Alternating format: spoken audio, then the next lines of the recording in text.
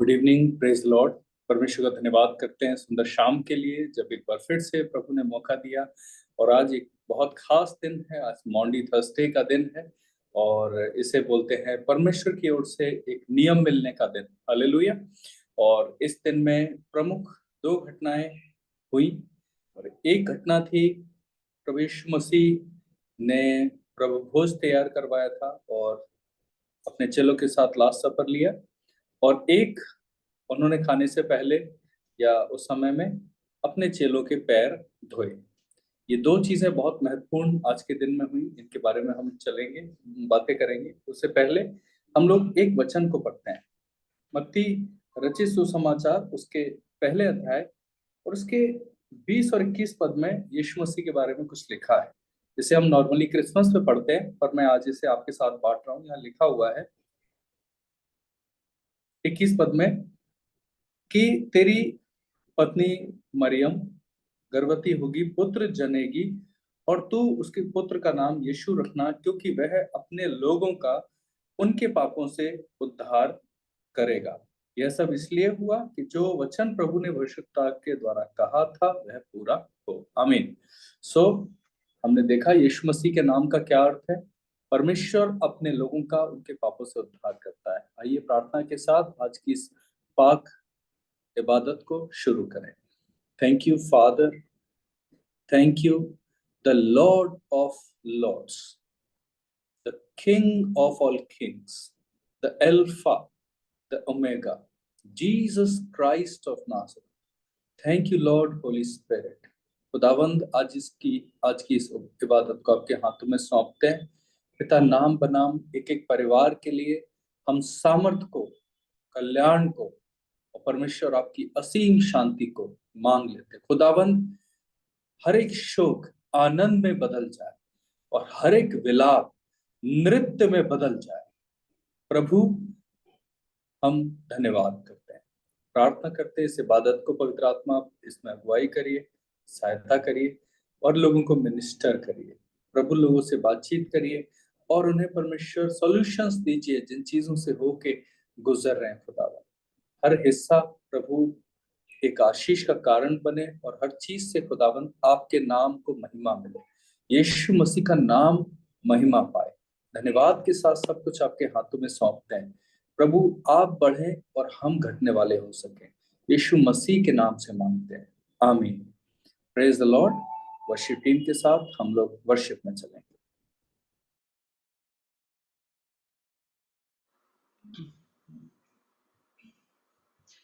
Thank you Jesus, thank you Lord, thank you holy spirit. खुदावन का धन्यवाद करते हैं इस मॉन्डी थर्सडे के दिन और हम आप सबका स्वागत करते हैं द किंगडम एम्बेसडर की ओर से कि जब हम एक खास दिन में हैं। जैसा कि पास्टर गौरव ने बताया कि आज हम मॉन्डी थर्सडे को सेलिब्रेट कर रहे हैं और ये वो दिन है जब परमेश्वर अपने चेलों के साथ था एक ही मेज पर और परमेश्वर ने कई सारी बातों को अपने चेलों से कहा था। परमेश्वर यीशु मसीह को पता था कि आगे मेरे साथ क्या होने वाला है, क्या सारी चीजें जो परमेश्वर ने मेरे लिए रखी हैं वो सब कुछ मेरे जीवन से पूरी होंगी। और वो अपने चेलों के साथ था और उसने चेलों को कई सारी बातों को सिखाया। और आज जब हम इस दिन में हैं, इस खास दिन में हैं, तो हम परमेश्वर से इस बात की दुआ मांगे कि खुदावंद, आज जब हम मॉन्डी थर्सडे में हैं, हम इस दिन को सेलिब्रेट कर रहे हैं, तो आज हम भी खुदावंद आपकी ओर से कुछ नया सीखने वाले हैं। और वो ऐसी बातें हो कि जब तक आपका आना ना हो, जब तक आपका द्वितीय आगमन ना हो, आप हमें लेने ना आए खुदावंद, हम उन बातों को अपने साथ अपनी संगति में उसे लेकर के चलते रहे। आज हम सबकी ये दुआ हो खुदावंद, हमें तैयार करिए, आज हम अपनी रूह से भरिए ताकि खुदावंद हम आपके आगमन के लिए तैयार होने वाले हो सके। जैसे आपने अपने चेलों को सिखाया, एक ही मेज पर उनके साथ आपने बैठकर उनसे बात को किया, उनको बहुत सारी चीजों को बताया। आज खुदावंद हम भी उसी मेज में शामिल होना चाहते हैं। आज जब हम प्रभु भोज लें, जब हम इन चीजों को सीखें, तो सच में विश्वास के साथ परमेश्वर के सम्मुख आए और सच में उसकी मेज में शामिल हो और उसके लहू में से पिए और उसके बदन को खाएं, और परमेश्वर आपको अद्भुत शांति से भरने जा रहा है। साथ मिलकर आराधना करेंगे, उस खुदा की स्तुति में चलेंगे और उसके नाम को ऊंचा उठाएंगे।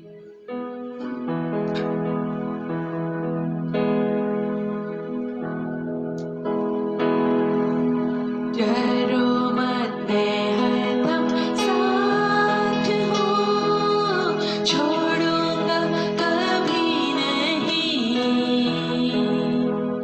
जीवन भर तुम्हारे साथ हूँ, छोड़ूंगा कभी नहीं। डरो मत, मैं हरदम साथ हूँ, छोड़ूंगा कभी नहीं,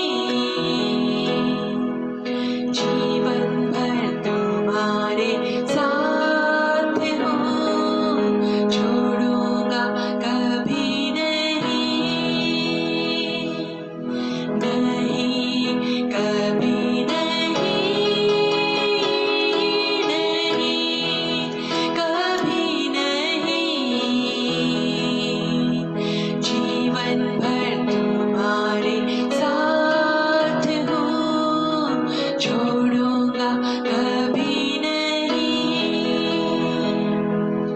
क्या जीवन की वीणा के टूट गए हैं तार, अपने गुनाहों की कीच में गिरते हो बार बार, ऐसा जब लगता कि हाथ को थामेगा कोई नहीं,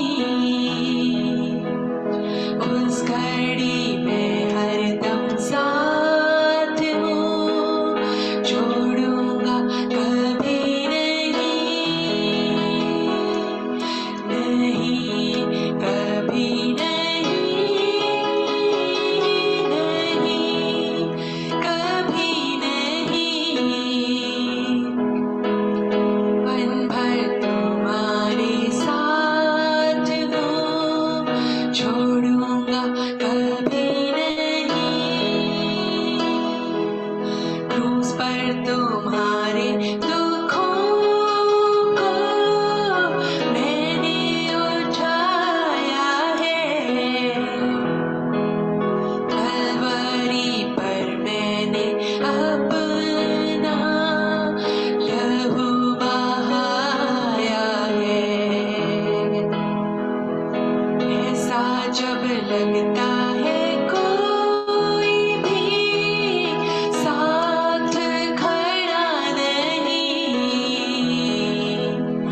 उस घड़ी में हरदम साथ हूँ, छोड़ूंगा कभी नहीं, नहीं कभी नहीं, नहीं कभी नहीं, जीवन भर तुम्हारे साथ हूँ, छोड़ूंगा कभी नहीं। डरो मत, मैं हरदम साथ हूँ, छोड़ूंगा कभी नहीं, जीवन भर तुम्हारे साथ हूँ, छोड़ूंगा कभी नहीं, नहीं कभी नहीं, नहीं कभी नहीं, जीवन भर तुम्हारे साथ हूँ, छोड़ूंगा कभी नहीं, छोड़ूंगा कभी नहीं, छोड़ूंगा कभी नहीं। Thank you, Jesus, Lord. Holy Spirit, यीशु मसीह नासरी आपका धन्यवाद करते हैं। जब आप उस रात उस मेज पर चेलों के साथ थे, तो आपने चेलों को ये हियाव बताया। अपने चेलों से कहा कि ये मेरा बदन है, ये मेरा लहू है, नई वाचा का मेरा रक्त है। जब जब तुम मिलो आपस में संगति में, हर बार यही किया करो। और यीशु मसीह नासरी उस समय उन्हें ढांढस बता रहा था, क्योंकि वो जानता था कि कल से मैं इनके साथ नहीं रहूंगा, कल से मैं अपने पिता के कार्य को पूरा करने में लग जाऊंगा, और ये मुझे ढूंढेंगे। ये इनके दिमाग में कई सारी ऐसी बातें आएंगी, शैतान इन्हें भरमाने की कोशिश करेगा, और ये हो सकता है कहीं ना कहीं अपनी सामर्थ्य में ढीले पड़ जाए। और परमेश्वर ने उन्हें ढांढस बंधाया, उन्हें ये हियाव दिया कि जब भी मिलो मेरी स्मृति में ऐसा ही किया करो। In the remembrance of me, just do like this. और यीशु मसीह नासरी जब इस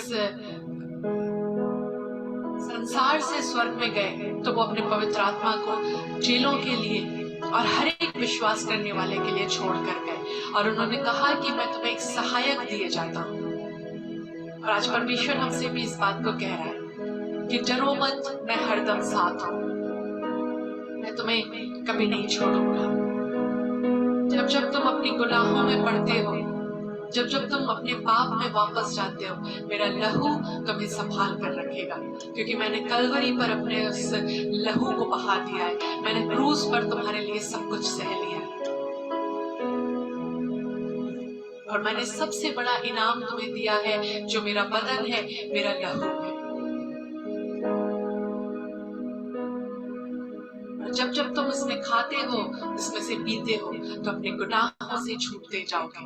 उस कैलवरी की मृत्यु को जब हम याद करते हैं, तो हम अपने पापों से छूटते जाते हैं, हम हिम की नाई सफेद होते जाते हैं, हमारा शरीर स्वच्छ होता जाता है, हम पवित्र हो जाते हैं। Thank you Lord Jesus, thank you holy spirit. खुदावंद आपका धन्यवाद करते हैं इस अद्भुत समय के लिए, इस अद्भुत दिन के लिए खुदावंद, इस मॉन्टी थर्सडे के लिए, जब खुदावंद आपने हमें कई शिक्षाओं को सिखाया। आज की इबादत में खुदावंद जब हम आपकी संगति में बैठे हैं, तो होने दीजिए कि आज के दिन में भी खुदावंद हम आपकी ओर से, हम स्वर्ग की ओर से आने वाली नई बातों को सीख सके, और ऐसा सीखें खुदावंद कि जब तक आपका आगमन ना हो, हम आपकी सिखाई हुई बातें, बताई हुई बातों पर चलते रहें खुदावंद, और ऐसे विश्वास के साथ कि जब आप आएंगे तो हमें अपने साथ स्वर्ग में बादलों पर लेकर जाएंगे। Thank you Lord father, thank you Lord father, thank you Lord father. खुदावंद आगे का समय आशीषित हो। आज जो भी कुछ हम सीखते हैं वो आशीषित हो खुदावंद, हमारी उन्नति का कारण हो, हमारी भलाई का कारण हो, हमारी तैयारी का कारण हो। Jesus, thank you Jesus. उसके हवा से खनामाश और हलवा से भी हरपोश फिर हला खबाश के तेरे लरे में रिहा बाबा बाबा सी हरा नमास्ति के लिए बेशी। Thank you Lord, thank you Lord, thank you holy spirit, thank you father Lord. खुदावन जब हम कलाम में चलते हैं तो आपकी नई बातें, आपकी नए प्रकाशन खुदावन आज हम ग्रहण करने वाले हैं। इस बात को विश्वास से कहें कि हम नहीं डरेंगे, क्योंकि हमारा परमेश्वर, हमारा खुदा, हमारा यीशु मसीह नासरी हमारे साथ है, पवित्र आत्मा हमारे साथ है। आज के वक्ता को खुदावंद आपके सम्मुख लेकर के आते हैं। आज जो कुछ वचन उनके द्वारा बोया जाता है वो 100 गुना आशीषों को लेकर आए, 100 गुना नई बातों को लेकर आए खुदावंद, नए प्रकाशन को लेकर आए, और नई ब्लेसिंग्स फ्लो होने वाली है। Thank you Lord father, thank you Lord father. सब कुछ आपको ग्रहण योग्य हो। इस प्रार्थना को, आराधना को अपने इकलौते उद्धारकर्ता प्रभु यीशु मसीह नासरी के नाम में होकर मांगते हैं। सुने और ग्रहण करें। आमीन। खुदा आप सबको बड़ी आशीष दे।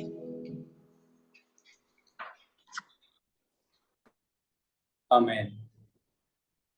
Praise the Lord, hallelujah. परमेश्वर को धन्यवाद करते हैं इस समय के लिए, जबकि हम परमेश्वर के वचन के ऊपर मनन करने के लिए जाएंगे। और मैं चाहता हूं कि हम एटलीस्ट बाइबल से, चारों सुसमाचारों से इस अध्याय को पढ़ें आज।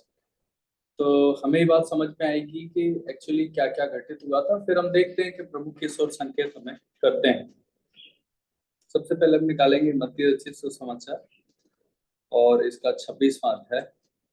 यहाँ पे इस प्रकार से लिखा हुआ है,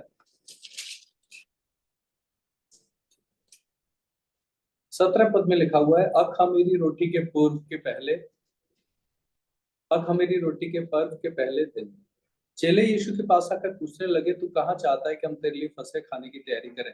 उसने कहा, अमुक नगर में अमुक व्यक्ति के पास जाकर उससे कहो, गुरु चाहता है, मेरा समय निकट है, मैं अपने चेलों के साथ तेरे यहाँ पर्व मनाऊंगा। चेलों ने यीशु की आज्ञा मानी और फसह तैयार किया। तो यहाँ पे हम देखते हैं कि यीशु मसीह अंतिम फसह का पर्व मना रहा है अपने क्रूस पे चढ़ाए जाने से ठीक पहले, और इस फसह के पर्व को वो मना रहा है अपने चेलों के साथ में।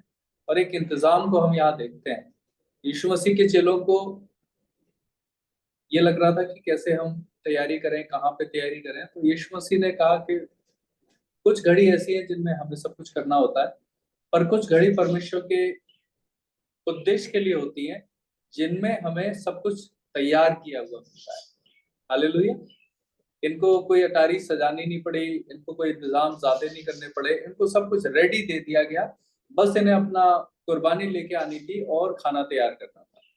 सो यहाँ पे इस प्रकार से लिखा है, मरकुस रचित सुसमाचार उसके 14वें अध्याय में हम चलेंगे। तो वहां पे इस प्रकार से लिखा है,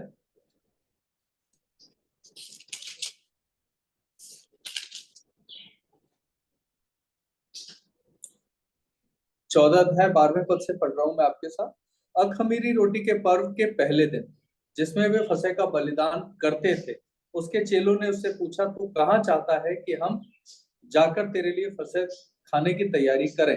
उसने अपने चेलों में से 2 को यह कहकर भेजा, नगर में जाओ और एक मनुष्य जल का घड़ा उठाए हुए तुम्हें मिलेगा, उसके पीछे हो लेना। जिस घर में जाए उस घर के स्वामी के पास जाके कहना, गुरु चाहता है कि मेरी पाहुनशाला जिसमें मैं अपने चेलों के साथ फसह खाऊं कहाँ है?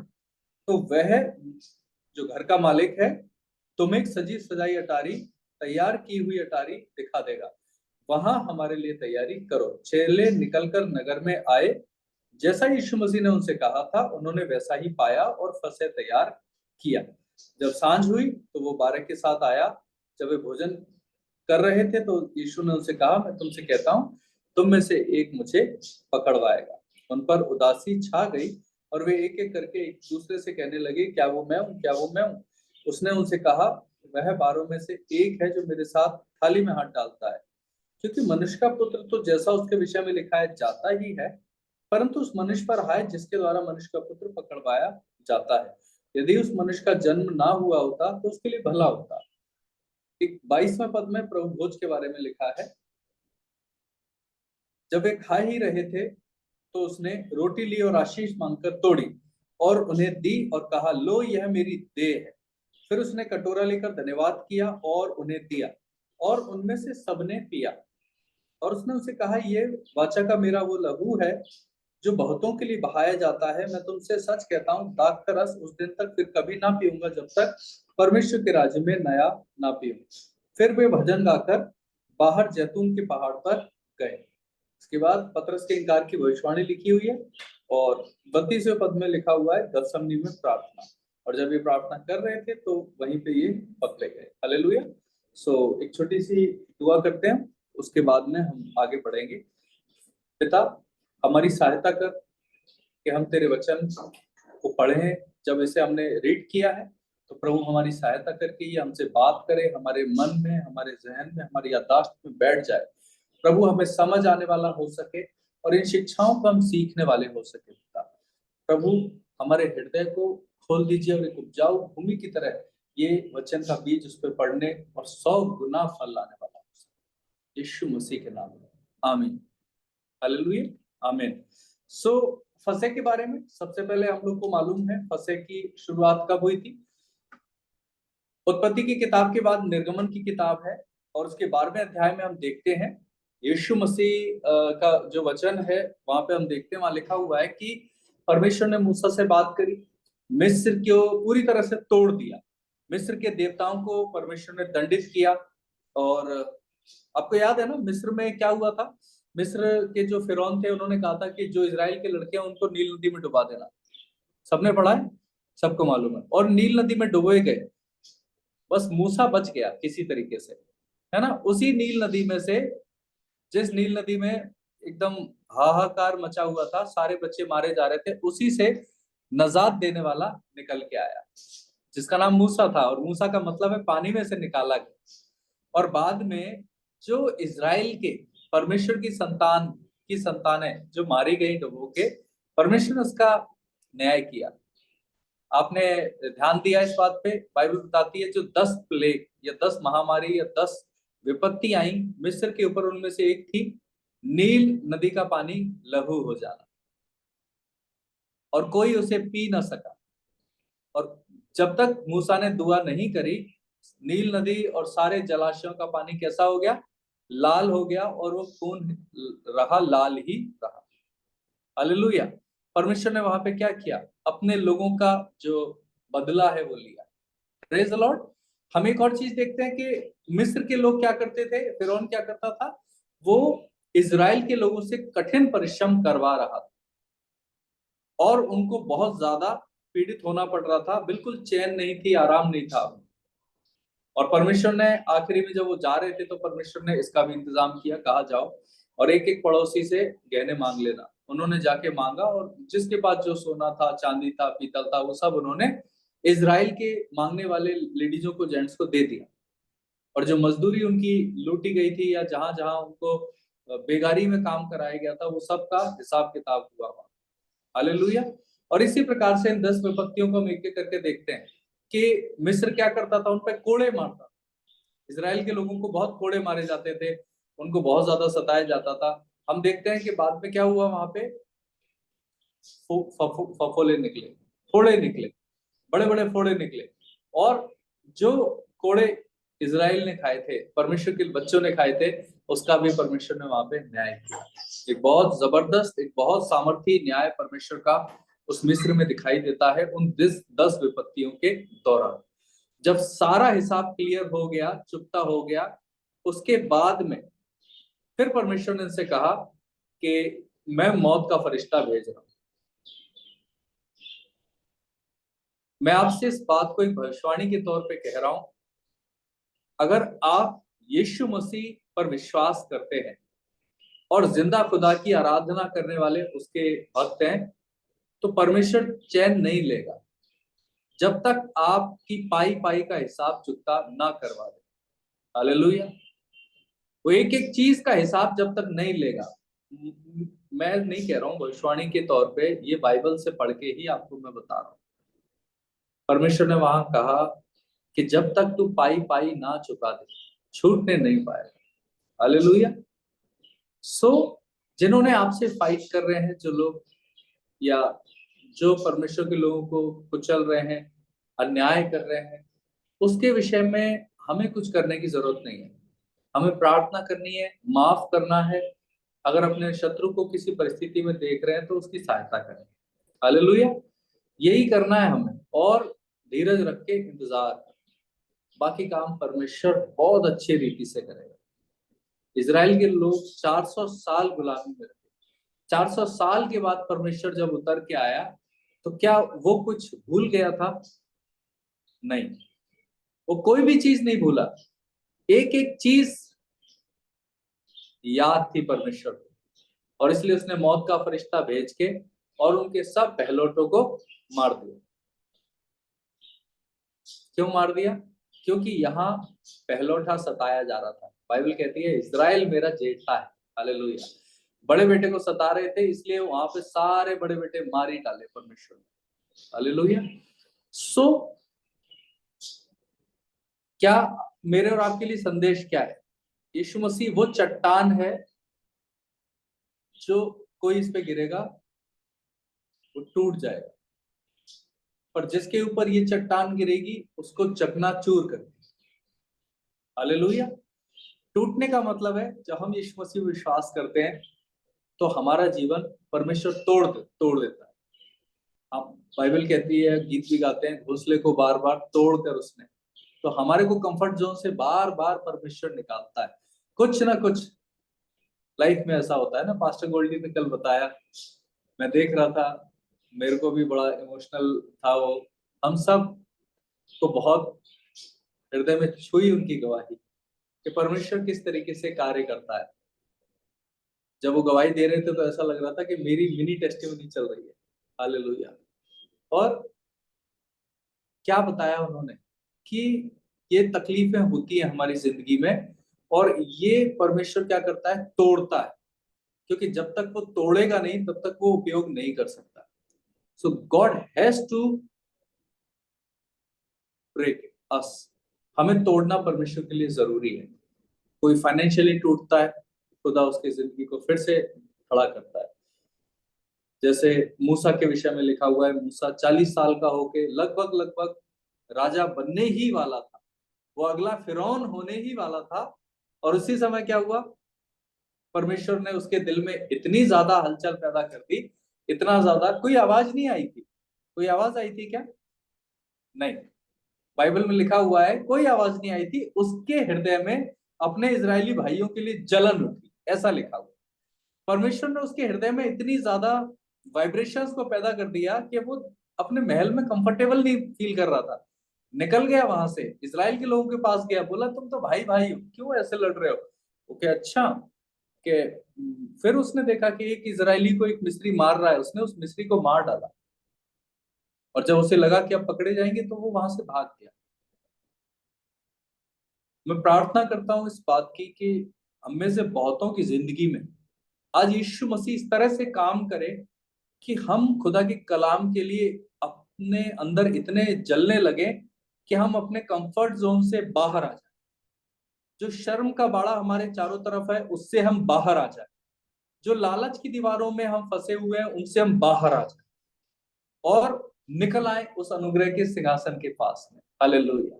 जैसी पवित्र आत्मा ने जलन पैदा करी मूसा के हृदय में, बाइबल कहती है कि पीनहास के अंदर और जो कालेब था उसके अंदर परमेश्वर जलन पैदा करी थी, उसने खुदा का काम किया था।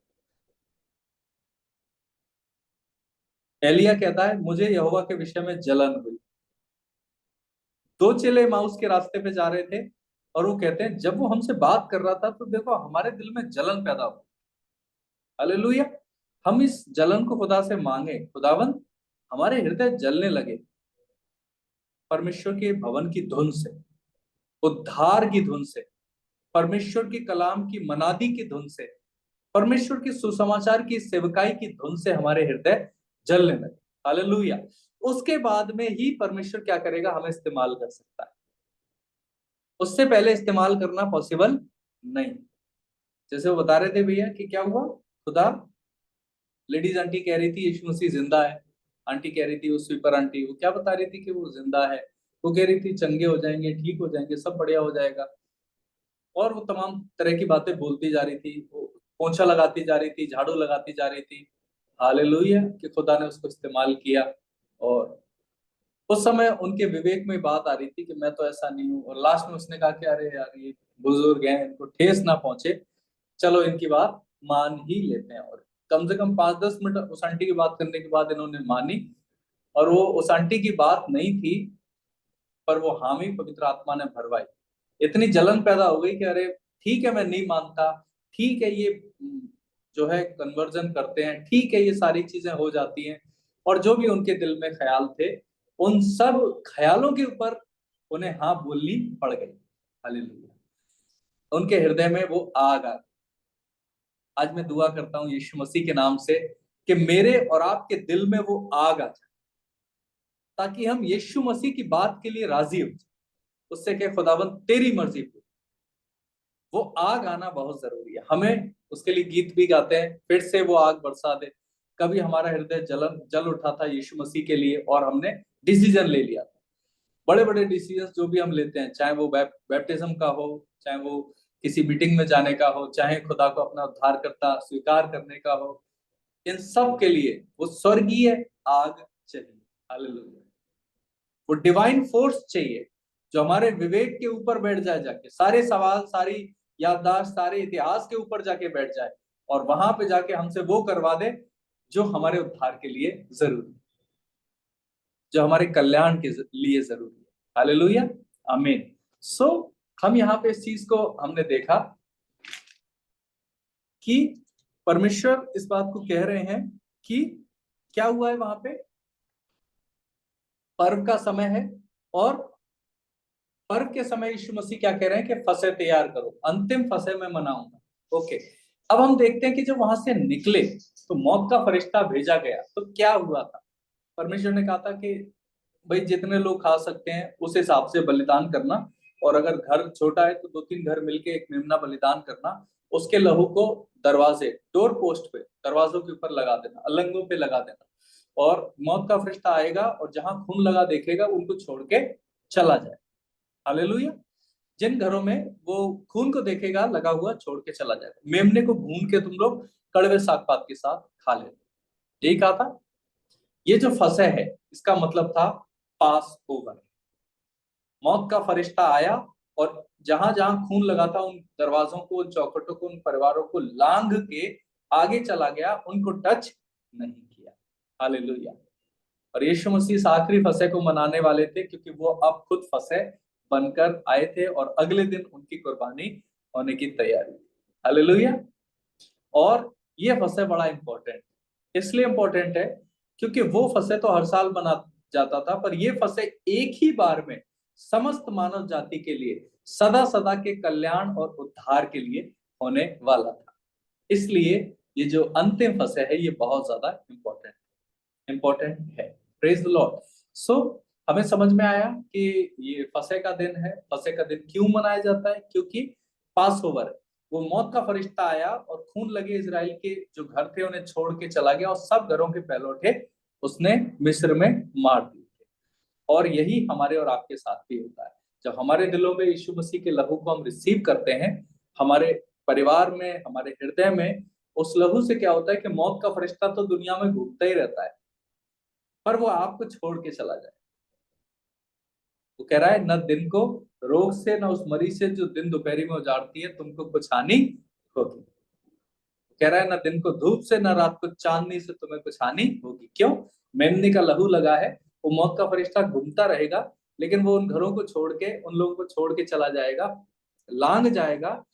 तभी तो दाऊद कहता है कि मेरे निकट 1000, मेरे दाहिनी ओर 10,000 गिर जाए, वो मेरे नजदीक नहीं आएगा क्योंकि मेरे पास यीशु मसीह का लहू है। हालेलुया, आमीन। सो ये पहली चीज है। फसह का मतलब क्या है? फसह का मतलब है लांग जाना। बीमारी को आपको छोड़ के लांग जाना, मृत्यु को आपको छोड़ के लांग जाना, अधोलोक को आपको छोड़ के लांग जाना। और इन सब चीजों का जो कनेक्शन है, लांग जाने का कनेक्शन है, वो फसह से रिलेटेड है। और हमारा वो सिद्ध मेमना जो फसह बलि हुआ वो यीशु मसीह, और उसका लहू जो हमारे ऊपर रहता है बहुत महफूज रखता है, सुरक्षा देता है। माएं अगर अपने बच्चों को रोज यीशु मसीह के लहू में कवर करके भेजें तो वो कितनी भी बुरी संगति हो, परमेश्वर उस संगति में से यीशु का लहू पुकार पुकार के उसको वहां से भी निकाल के बचा के ले जाएगा, वापस ले आएगा। हालेलुया। हमें इस बात पर विश्वास करने की जरूरत है। आमीन। एक चीज हमने पढ़ी, फसह का पर्व। ओके, दूसरी चीज हम देखते हैं और ये हमें मिलती है यूहन्ना रचित सुसमाचार उसके 13वें अध्याय में। इसको पढ़ते हैं हम। यहाँ लिखा हुआ है, फसह के पर्व से पहले जब यीशु ने जान लिया कि मेरी घड़ी पहुंची है कि जगह छोड़कर पिता के पास, तो अपने लोगों से जो जगत में थे जैसा प्रेम वो रखता था अंत तक वैसा ही प्रेम रखता रहा। पहला संदेश फसह का संदेश हमने देखा। दूसरा संदेश प्रभु यीशु मसीह के प्रेम का संदेश। हालेलुया। वो क्या, उसे पता है पतरस छोड़ के जाने वाला है, उसे पता है इस यहूदा इस्करियोती मुझे भेज के आया है, उसे पता है कि एक चेला जो है अपनी चादर छोड़ के भाग जाने वाला है, उसे पता है कि माजक के लोग आएंगे और एक चेला उसकी कान को काट देगा, मुझे उसे चंगा करना है। सब कुछ यीशु मसीह को दिख रहा है, सब कुछ प्रभु को मालूम है, पर फिर भी बाइबल एक बड़ी चीज को लिखती है वो अंत तक अपने चेलों से वैसा ही प्रेम रखता रहा जैसा वो शुरू से रखता आया था। आमीन, हालेलुया। और आगे लिखा हुआ है कि जब शैतान के मन में कर दिया, तो भोजन पर से उठकर उसने अपने ऊपरी कपड़े उतार दिए और मूछा लेकर अपनी कमर बांधी। तब बर्तन में पानी भरकर चेलों के पाप धोने और जिस अंगूछे से उसकी कमर बंधी थी उसे पोंछने लगा। तो शमौन के पास आया। शमौन ने कहा, प्रभु तू क्या मेरे पांव धो रहा है? उसने कहा यीशु ने कहा, जो मैं करता हूं उसे तू अभी नहीं जानता, बाद में समझेगा। पतरस ने कहा, तू मेरे पांव कभी धोने नहीं पाएगा। यीशु मसीह ने कहा, यदि मैं तुझे ना धोऊं तो मेरे तेरे साथ साझा नहीं है। तो शमौन कहता है कि प्रभु फिर पांव छोड़, हाथ और सिर भी धो दे। यीशु ने कहा, जो नहा चुका उसे पैर के अलावा कुछ और धोने की जरूरत नहीं है। वो बिल्कुल शुद्ध है, तुम शुद्ध हो, पर सबके सब नहीं। वह अपने पकड़वाने वाले की ओर इशारा करता या कह रहा था। जब वह उनके पांव धो चुका, अपने कपड़े पहनकर फिर बैठ गया, तो उनसे कहने लगा, क्या तुम समझे मैंने तुम्हारे साथ क्या किया? तो मुझे गुरु और प्रभु कहते हो, ठीक ही कहते हो, मैं वही हूँ। यदि मैंने प्रभु गुरु होकर तुम्हारे पांव धोए, तो तुम्हें भी एक दूसरे के पांव धोने चाहिए। मैंने नमूना दिखा दिया, जैसा मैंने तुम्हारे साथ किया तुम भी किया करो। फिर कह रहा है, मैं सच कहता हूँ, दास अपने स्वामी से बड़ा नहीं, ना भेजा हुआ अपने भेजने वाले से। तुम ये बातें जानते हो, और यदि उन पर चलो तो धन्य हो। मैं तुम सब के विषय में नहीं कहता, मैं तुमसे सच कहता हूँ। 20वां पद, सच कहता हूँ, जो मेरे भेजे हुए को ग्रहण करता है वो मुझे ग्रहण करता है, और जो मुझे ग्रहण करता है वो मेरे भेजने वाले को ग्रहण करता है। आमीन। तो यहाँ पे हमने दूसरी शिक्षा को देखा। यीशु मसीह अंत तक प्रेम रखता रहा और कह रहा है, जैसा तुम मुझे करते देख रहे हो वैसा ही करो। उसके बाद उसने उनके पैर धोए और कपड़ा लेके उनके पैर धो के पोंछे। उसने कहा, तुम समझ रहे हो मैं क्या कर रहा हूँ? उसने कहा, ये कोई आत्मिक विधि विधान नहीं है, ये कोई रिचुअल नहीं है, कोई धार्मिक परंपरा नहीं है। यीशु मसीह ने उनको एक सिंपल संदेश दिया कि जैसे मैं बड़ा होकर छोटों की सेवा कर रहा हूँ, तुम लोग भी बड़े होकर भी छोटों की सेवा करो, एक दूसरे की सेवा करो, एक दूसरे के सेवक बनो। और प्रभु यीशु मसीह ने मालिकाना चीज को क्या कर दिया? खत्म कर दिया। वो कह रहा है, सब जगह मालिक होते हैं, पर तुम में सिर्फ सेवक हो। हालेलुया। बड़े से बड़े खादिम के लिए हम क्या कहते हैं? प्रभु का सेवक। यही वर्ड यूज करते हैं ना, प्रभु का सेवक। तो जब यूज करते हैं तो हमारी और हमारे खादिमों की और हमारे हमारे छोटे लोगों के प्रति ये जिम्मेदारी है कि हम सेवक बने रहें और सेवकाई करते रहें। हालेलुया। जैसे यीशु मसीह ने नमूना दिया वैसे ही हम भी किया करें, और जैसा प्रेम यीशु मसीह रखता रहा वैसा ही प्रेम भी हम एक दूसरे से रखते रहें। आमीन। अब हम तीसरे हिस्से में चलते हैं। मैं बहुत थोड़े में बता रहा हूँ क्योंकि ऑलरेडी हमने इन बातों के बारे में काफी डिस्कस किया है, और हम लोग फिर से आगे चलते हैं मत्ती रचित सुसमाचार में 26वें अध्याय।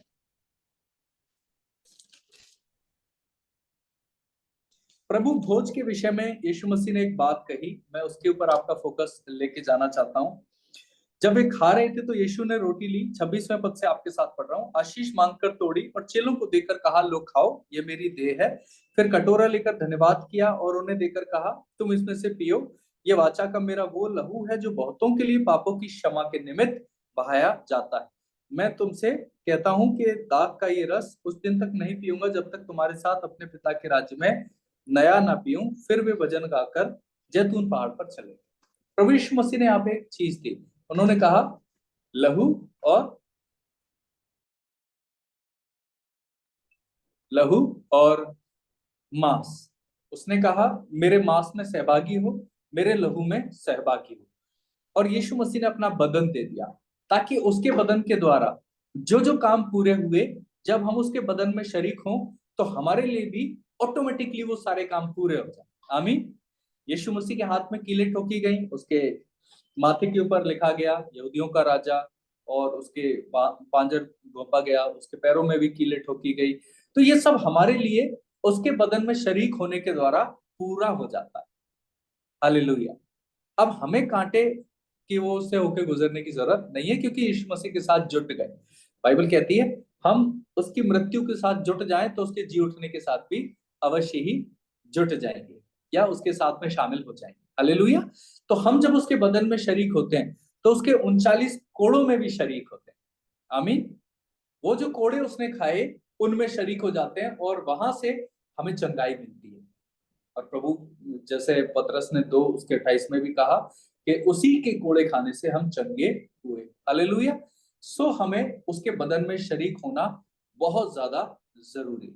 और उसने खुद भी कहा, जो मेरा मांस खाए और मेरा लहू पिए अनंत जीवन उसमें है, और जो ना खाए पिए वो मेरे साथ सहभागी नहीं। हालेलुया। तो एक ये भी इंपॉर्टेंट चीज है कि जब हम उसके बदन में शरीक होते हैं तो उन सारी परंपराओं को हम उसके साथ में ऑटोमेटिकली हमारे लिए वो पूरी हो जाती है। उसके लहू में शरीक होते हैं तो वाचा का लहू, और उसके द्वारा हमारे पाप क्षमा होते हैं। जैसे यूहन्ना पहले अध्याय 1 यूहन्ना 1:7 में लिखा हुआ है कि हम अपने गुनाहों को मान लें तो यीशु का लहू हमें धो के धर्मी ठहराने में विश्वासी होगी। आमीन। हालेलुया। सो उसके लहू के द्वारा पापों की क्षमा मिलती है और उसके बदन के द्वारा चंगाई मिलती है। उसके बदन के द्वारा जोर मिलता है, ताकत मिलती है, नवीनीकरण होता है। उसके बदन के द्वारा हम क्या हो जाते हैं, परमेश्वर की उस जो जी उठने की सामर्थ है उसमें आ जाते हैं। Praise the Lord. हालेलुया। सो हमने कौन कौन सी चीज अभी तक देखी? पहली चीज हमने देखी वो फसे, फसे इंपॉर्टेंट है। दूसरी चीज हमने देखी कि यीशु मसीह कैसे आखिरी तक अपने चेलों से प्रेम रखता रहा। तीसरी चीज हमने देखी, यीशु मसीह ने हमें विनम्रता सिखाई, अपने भाइयों के प्रति हम्बल होना सिखाया। और उसने दिखाया कि जब मैं पैर धो रहा हूं तो ये एक एक्ट ऑफ ह्यूमिलिटी है, एक्ट ऑफ हम्बलनेस है। तो तुम्हें भी क्या करना है? नम्र होना है, एक दूसरे के प्रति नम्रता रखनी है। उसके बाद हमने देखा यीशु मसीह के बदन और यीशु मसीह के खून में शरीक होने का क्या मतलब है, उसका हमारे लिए कितना बड़ा रहस्य खुलता है। हालेलुया। हम एक और चीज भी देखते हैं, यीशु मसीह ने कहा कि मेरी यादगारी में ऐसा ही किया कर। इसका एक मकसद तो है अपनी चंगाई को रिसीव करना, अपने पापों की क्षमा को रिसीव करना, उसके साथ में अपने उद्धारकर्ता को स्मरण रखना। हालेलुया। जो हमारा नजात देता है कहता है याद रखना मुझे, है ना। कोई भी आदमी है तो कहता है भैया फोटो लगा लो, फोटो खींच लो। कई लोग जब जमीन छोड़ के जा रहे होते हैं हम आखिरी में उनकी फोटो खींच लेते हैं, या हम पहले उनकी फोटो खींच के रखते हैं, भाई उनकी यादगारी है, उनकी निशानी है। कोई सामान रख लेते हैं, कोई चीज रख लेते हैं, है ना। रखते हैं कि नहीं? संग्रहालय बने हुए हैं, बड़े बड़े म्यूजियम बने हुए हैं, इतिहास को हम रखते हैं। ऐसे ही यीशु मसीह चाहता था कि हम उसे याद रखें, क्योंकि उसे पता है कि जब हम उसे और उसकी कुर्बानी को याद रखेंगे तो हमारे लिए कल्याण का कारण ठहरेगी। हालेलुया। हम कभी इधर उधर भटक भी रहे होंगे और हम जब प्रभु भोज में शामिल होंगे, 5 मिनट दुआ करेंगे, उसके बदन के बारे में विचार करेंगे, तो क्या होगा कि हमें याद आ जाएगा और पवित्र आत्मा के लिए आसान हो जाएगा मेरे और आपके जीवन में सेवकाई करना। पवित्र आत्मा के लिए दरवाजा खुल जाएगा और पवित्र आत्मा उस समय का उपयोग करके हमें यीशु मसीह के जैसा और यीशु मसीह के लायक बना देगा। हालेलुया।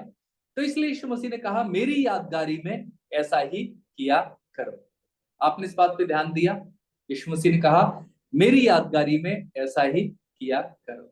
यीशु मसीह की क्या यादगारी?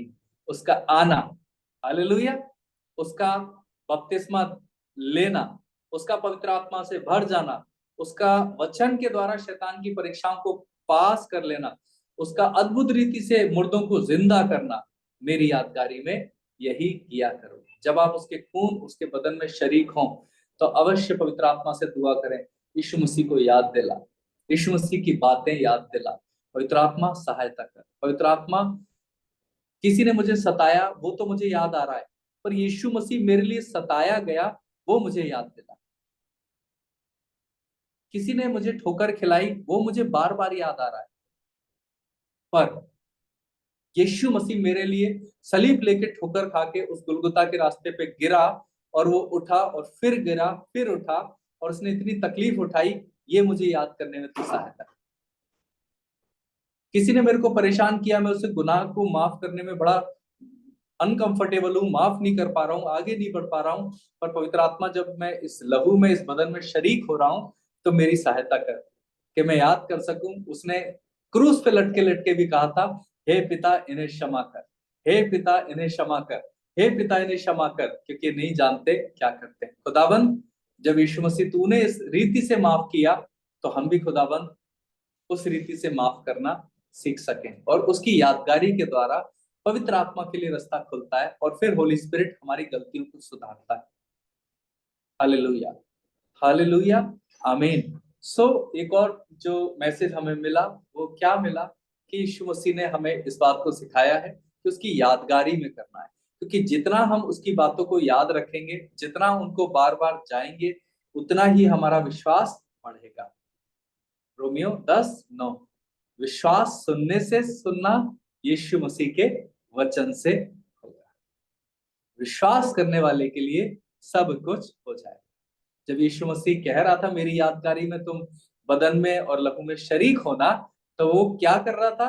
वो सब कुछ संभव कर रहा था। वो हमारे लिए सब कुछ संभव कर रहा था। वो संभव कर रहा था कि हम पहाड़ों से बात करें और पहाड़ हमारी बात मान ले। हम बीमारियों से बात करें, बीमारियों को आज्ञा दें और वो छोड़ के चली जाए। दुष्ट आत्माओं को हम आज्ञा दें और वो हमको छोड़ दें, या जिनके लिए हम दुआ कर रहे हैं उनको छोड़ के चली जाए। हालेलुया, आमीन।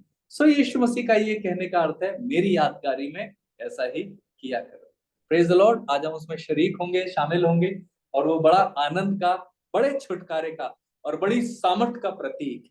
हालेलुया, वो बड़ी सामर्थ का, एक बड़ी विजय का प्रतीक है।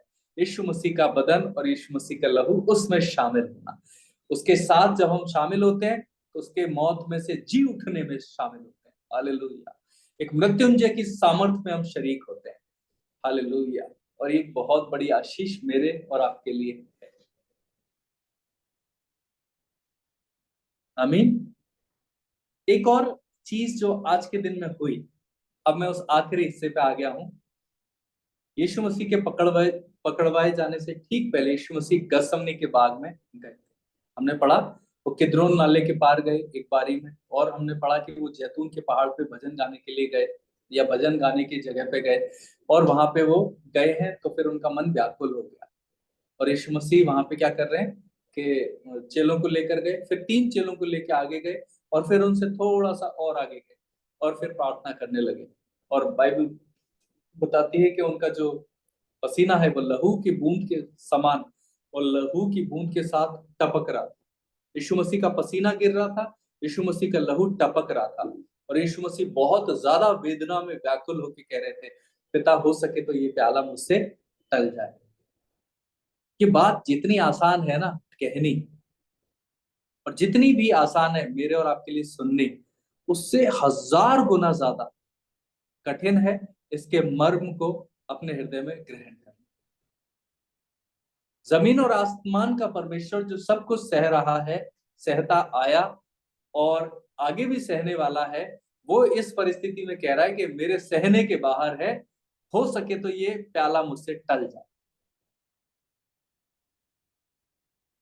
प्रार्थना का विषय है ये मेरे और आपके लिए कि प्रभु हमारी सहायता कर कि हम उस वेदना की पूरे तो कभी नहीं समझ सकते, हम उतने लायक कभी नहीं हो सकते पिता, पर हम उसके कुछ अंश को समझ सके, ताकि हमारा जीवन बहुत सी चीजों में नम्र हो सके, बहुत से पापों से हम निकल सके, बहुत सी चीजों में हम सुधार कर सके, बहुत सी चीजों में हमारी प्रार्थनाएं अपग्रेड होने वाली हो सके। हालेलुया, हम अपने जीवन के स्तर को एक अच्छा स्तर करने वाले हो सके।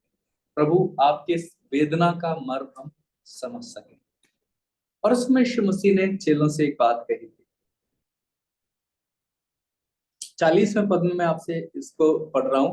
फिर उसने चेलों के पास आकर उन्हें सोते पाया, पतरस से कहा, क्या तुम मेरे साथ एक घड़ी भी ना जाग सके? जागते रहो और प्रार्थना करते रहो कि तुम परीक्षा में ना पड़ो।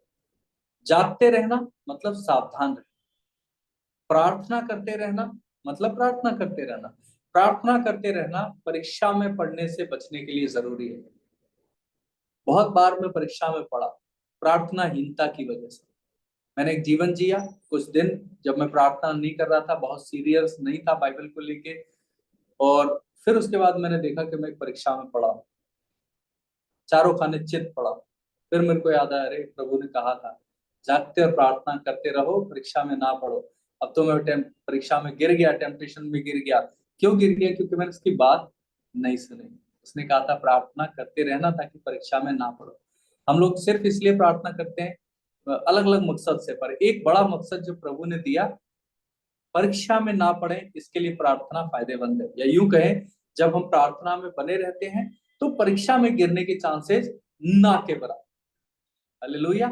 अगर आप परीक्षा में गिर रहे हैं बार बार, जिस चीज को आपने छोड़ दिया था या आपको लगता है ये गलत है, फिर भी आप उसको कर रहे हैं, तो आप परीक्षा में पढ़ रहे हैं। और अगर आप परीक्षा में पढ़ रहे हैं तो आपको प्रार्थना करने की जरूरत है। आप अपने जीवन को प्रार्थना का जीवन बनाइए, आप उस परीक्षा में गिरेंगे ही नहीं। जागते और प्रार्थना करते रहो और तुम परीक्षा में नहीं गिरोगे। एक बड़ा प्रिंसिपल यीशु मसीह ने विश्वासियों को दिया। हम में से बहुतेरे हैं जो परीक्षा में इस समय पड़े हुए, बहुतेरे हैं जो अपनी सुध बुध खो चुके हैं, बहुतेरे हैं जो खुदा की आवाज को नहीं सुन पा रहे, बहुतेरे हैं जो आवाज को सुन रहे हैं, जवाब नहीं दे रहे, अपने मर्जी की करते चले जा रहे हैं। यहीं बैठे हुए लोगों में, हम में से, और किसी एक्सटेंट तक तो हम में से हर एक ये कर रहा है। एक स्तर तक तो हम में से हर एक इस चीज को कर रहा है। कोई थोड़ा ज्यादा कर रहा है, कोई थोड़ा कम कर रहा है। पर हमारे लिए प्रभु का संदेश है कि जागते और प्रार्थना करते रहो, तुम परीक्षा में नहीं पड़ोगे। Hallelujah, hallelujah. गत्समनी के बाग में और भी बहुत सारी घटनाएं घटी, स्वर्गदूत बल दे रहा था और सारी चीजें हुई। एक कर्स यहाँ पे टूटा, एक बड़ा शाप टूटा। आपने देखा यीशु मसीह का जो पसीना है और जो खून है, वो लहू और ऐसे गिर रहा था, टपक रहा था वहां पे। और उसके द्वारा क्या हुआ? एक शाप टूटा जो परमेश्वर ने ही दिया था आदम। उसे कहा था कि माथे के पसीने की रोटी खाया करेगा और जमीन ऊंट कटारे उगाएगी। पर जब सृष्टिकर्ता ने अपना खून उस जमीन पे गिराया, सृष्टिकर्ता ने पसीना बहा दिया, अब उसके बाद में टॉयलिंग खत्म। हालेलुया। उसके बाद में जो ये बेगारी है, जो बदुआ मजदूरी है, जो रोटी के लिए मजदूरी है, ये परमेश्वर ने खत्म कर दी। और ये विश्वासियों के लिए टॉयलिंग नहीं है। टॉयलिंग मतलब समझ रहे हो? पागलों की तरह दिन और रात नौकरी करते रहना, पैसे के पीछे भागते रहना और फिर भी जरूरतों का पूरा ना हो, उसे इंग्लिश में टॉयलिंग बोलते हैं। हिंदी में क्या बोलेंगे मेरे को नहीं समझ में आ रहा, पर हमेशा हमेशा लगे रहना, पूरी जिंदगी लगे रहे, सुकून ही नहीं। एक जरूरत पूरी हो रही है, दूसरी जरूरत मुंह फैला के खड़ी है, वो पूरी हो रही है, फिर तीसरी मुंह फैला के खड़ी है ना? एक एग्जाम पास करी, दूसरी एग्जाम खड़ी है, वो पास करी, तीसरी एग्जाम खड़ी है। तो ये दिस इज कॉल्ड टॉयलिंग। पर परमेश्वर ने यहाँ पे अपने खून, अपने पसीने को बहा के उस टॉयलिंग को हमेशा के लिए खत्म कर दिया। हालेलुया। अब हमारे लिए कोई भी टॉयलिंग, कोई भी ये पसीना बहाना और ये तकलीफ उठाना नहीं, विश्वास करने वालों के लिए ये नहीं है। आमीन। विश्वास करने वालों के लिए ये नहीं। आमीन, हालेलुया। तो ये एक बड़ा संदेश हमें यहाँ मिलता है।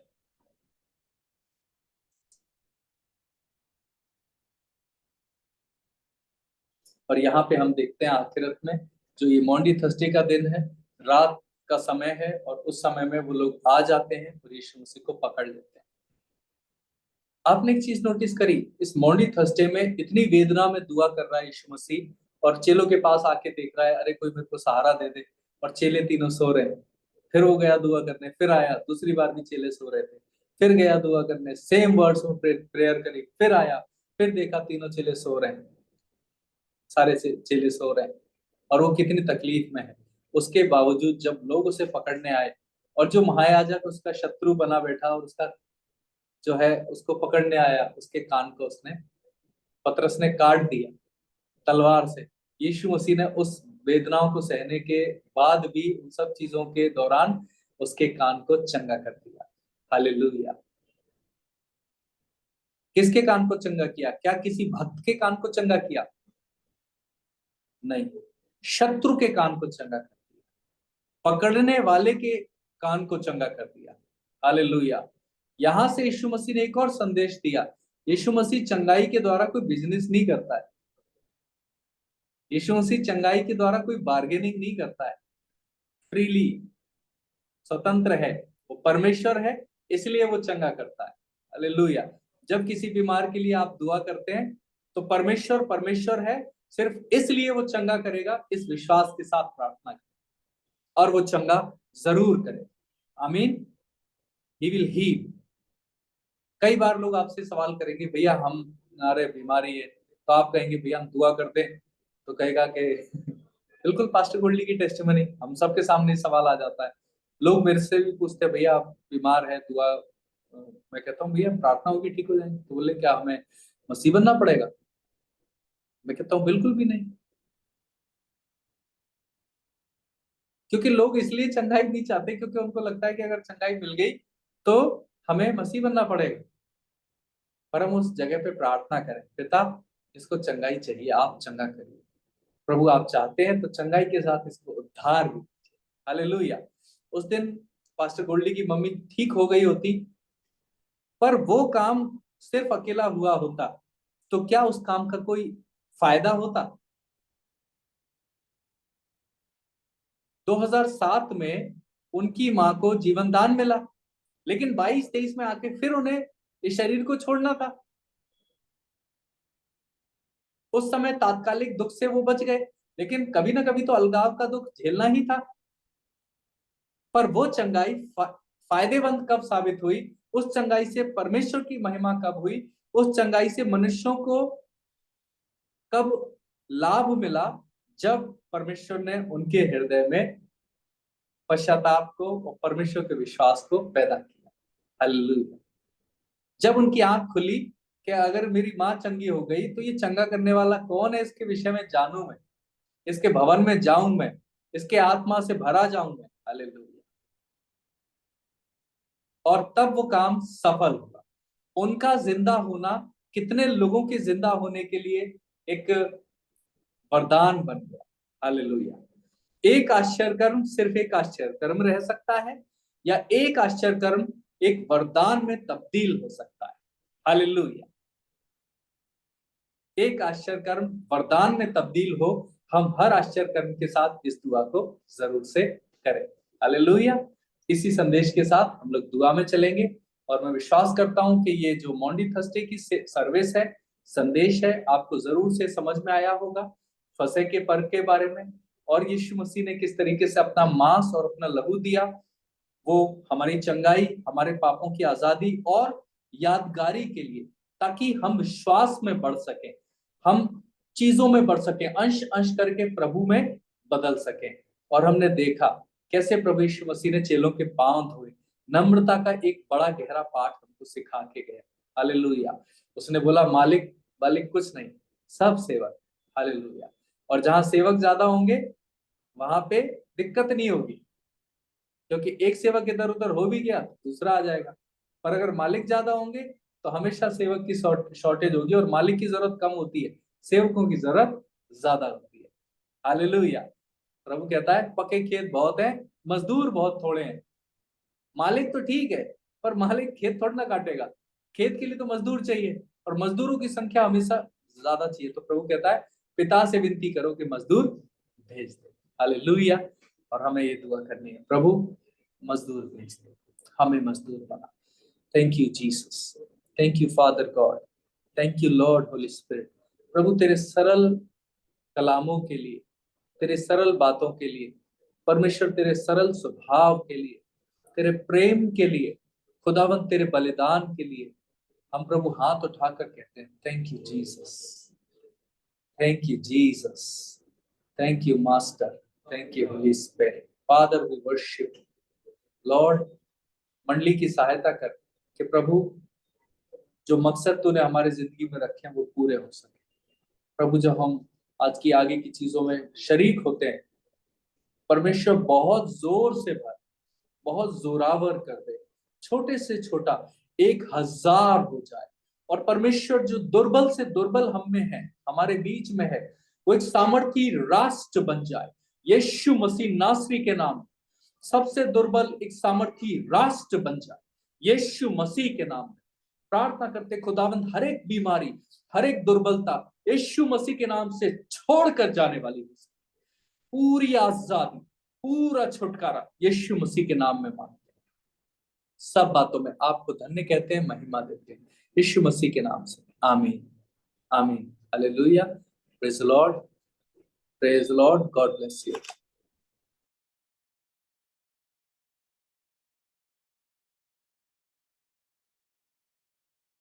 Praise the Lord. Thank you so much pastor Gaurav, हमें लीड करने के लिए और इस सारी चीज़ों